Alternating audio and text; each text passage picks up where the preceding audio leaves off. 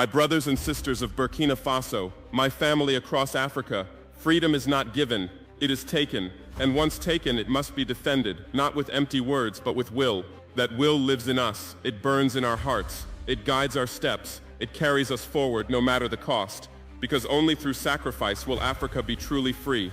I do not stand before you tonight as a perfect man. I am a soldier, yes, a leader perhaps, but also a flawed human being, searching for truth, struggling with questions, just like all of you. And in this journey, I have often returned to the story of one man, a man who wore no crown of gold, but bore a crown of thorns, a man who owned no palace, but gave comfort to the broken, the sick, and the rejected, a man who shook empires without ever raising a sword.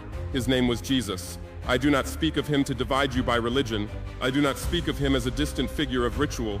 I speak of him as a symbol of resistance, a man who chose truth over fear, a man who walked with the poor, who challenged the merchants in the temple, who dared to tell the world that justice is not written in laws, but lived in how we treat the least among us. He did not kill to save, he died to save. And when I think of the road we are walking together in Burkina Faso, a road of sacrifice, a road of dignity, I see in him a mirror, a reminder that true leadership does not cling to privilege.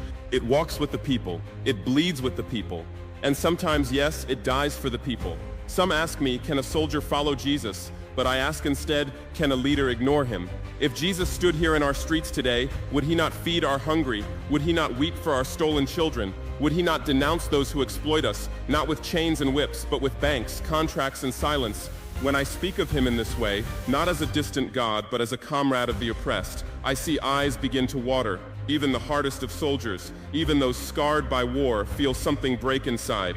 Because Jesus does this, he breaks us, then he rebuilds us, not as conquerors but as servants, not as rulers but as brothers and sisters. We do not need to raise crosses on every hill, but we must carry the cross of justice, the cross of dignity, the cross of compassion. That is the revolution Jesus lived for, and that is the revolution we must live for. My people, listen. Jesus was feared not because he had wealth, he had none. Not because he had armies, he had none. He was feared because truth cannot be silenced. He exposed corruption in religion. He exposed greed in empire. He overturned the tables of the money changers. He lifted up those society had cast aside. Every act of love he performed was an act of defiance against a world built on cruelty. And still today, empires tremble when ordinary people rise with truth in their hands. That is our struggle. We fight not to become new oppressors. We fight to end oppression. We fight not to rule over others. We fight so that our children may stand tall with dignity. And like Jesus, our weapons are not hate, but truth. Not vengeance, but courage. Not greed, but love for our people. But we must never forget, Jesus paid the highest price. He was betrayed by one he trusted, abandoned by many, mocked, and executed like a criminal, and yet even nailed to a cross, he whispered forgiveness for those who killed him. What kind of strength is that? It is strength greater than vengeance. It is strength born of love. Leadership today is too often defined by comfort. Too many rulers hide behind walls while their people starve. That is not leadership, that is cowardice. True leadership is not measured by how high you sit, but how low you kneel to lift others up. Jesus knelt to wash the feet of his followers. He broke bread with those who would betray him, and even as he was dying, he gave forgiveness instead of revenge. This is leadership. Leadership that serves, leadership that sacrifices, leadership that suffers with the people, not above them. And this is the only leadership Africa needs. My people, let us be clear. Faith is not empty ritual. Jesus never condemned prayer, but he condemned hypocrisy. He condemned those who wore fine robes, recited long prayers, yet ignored the beggar at their door. He said, you clean the outside of the cup, but inside you are full of greed. True faith is not how many words you recite. True faith is whether you feed the hungry, clothe the naked, shelter the homeless, defend the weak. And let us look honestly at our world today.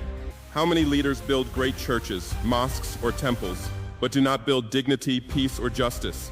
That is not faith. That is theater. Real faith lives in action. It is love with hands and feet. It is justice made visible. Brothers and sisters, Jesus never picked up a sword, yet empires feared him.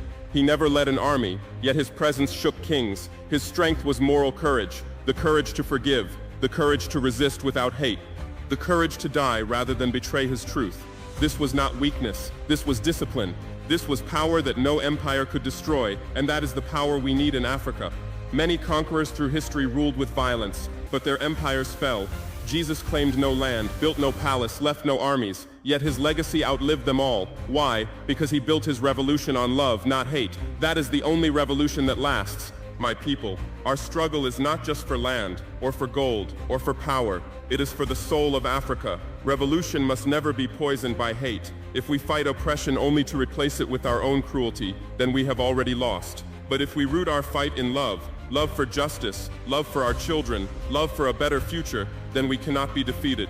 Jesus showed us that love itself is revolutionary. Feeding the hungry is an act of rebellion. Healing the broken is defiance. Forgiving the condemned is resistance against the world's cruelty. That is the kind of revolution Africa needs, not just to remove chains, but to heal the wounds they left, not just to break systems, but to build hope. Yes, it is harder. Yes, it costs more. Yes, it takes longer. But it will endure, because it is not built on hate. It is built on love, fierce enough to carry a nation through suffering into freedom. So let the world hear us tonight. We do not fight because we hate. We fight because we love. We fight because no child should go to bed hungry. We fight because no mother should bury her child in war. We fight because no African should bow his head in shame before foreign powers. We fight because love demands it. And we will carry this revolution, not only in our weapons, but in our hearts, not only in our victories, but in our sacrifices. This is the revolution of dignity. This is the revolution of justice. This is the revolution of love. And with that spirit, my brothers and sisters, Africa will be free.